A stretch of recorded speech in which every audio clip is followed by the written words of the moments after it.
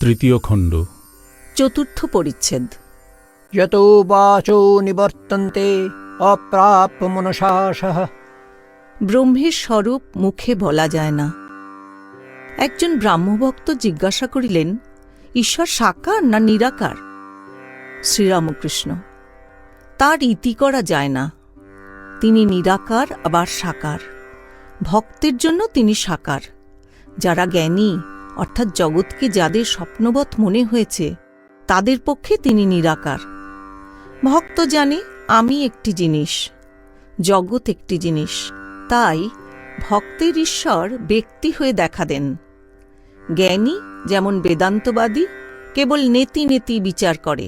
বিচার করে জ্ঞানীর বোধে বোধ হয় যে আমি মিথ্যা, জগৎ মিথ্যা, স্বপ্নবৎ। জ্ঞানী ব্রহ্মকে বোধে বোধ করে। তিনি যে কি মুখে বলতে পারে না। কিরকম যেন সচ্চিদানন্দ সমুদ্র, কুল কিনারা নাই। ভক্তি হিমে স্থানে স্থানে জল বরফ হয়ে যায়, বরফ আকারে জমাট বাঁধে। অর্থাৎ ভক্তের কাছে তিনি ব্যক্তভাবে কখনো কখনো সাকার রূপ ধরে থাকেন। জ্ঞান সূর্য উঠলে সে বরফ গলে যায়, তখন আর ঈশ্বরকে ব্যক্তি বলে বোধ হয় না, তাঁর রূপও দর্শন হয় না। কি তিনি মুখে বলা যায় না। কে বলবে? যিনি বলবেন তিনিই নাই। তাঁর আমি আর খুঁজে পান না। বিচার করতে করতে আমিটামি আর কিছুই থাকে না। পেঁয়াজের প্রথমে লাল খোসা তুমি ছাড়ালে, তারপর সাদা পুরু খোসা। এইরূপ বরাবর ছাড়াতে ছাড়াতে ভিতরে কিছু খুঁজে পাওয়া যায় না। যেখানে নিজের আমি খুঁজে পাওয়া যায় না, আর খুঁজেই বা কে? সেখানে ব্রহ্মের স্বরূপ বোধে বোধ কিরূপ হয় সে কথা কে বলবে? একটা লুনের পুতুল সমুদ্র মাপতে গেছিল। সমুদ্রে যাই নেমেছে অমনি গলে মিশে গেল। তখন খবর কে দিবে?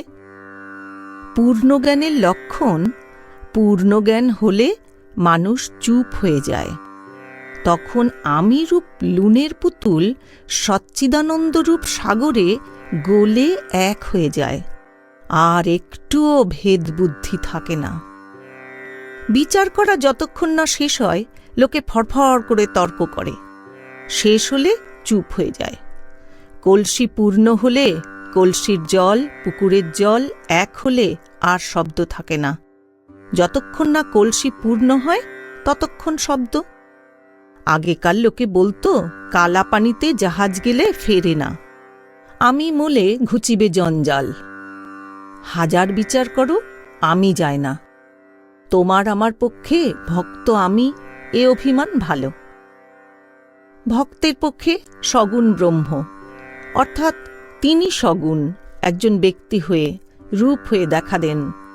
তিনি প্রার্থনা শুনেন। তোমরা যে প্রার্থনা করো তাঁকেই করো। তোমরা বেদান্তবাদী নও, জ্ঞানী নও, তোমরা ভক্ত। সাকার রূপ মানো আর না মানো এসে যায় না। ঈশ্বর একজন ব্যক্তি বলে বোধ থাকলেই হল।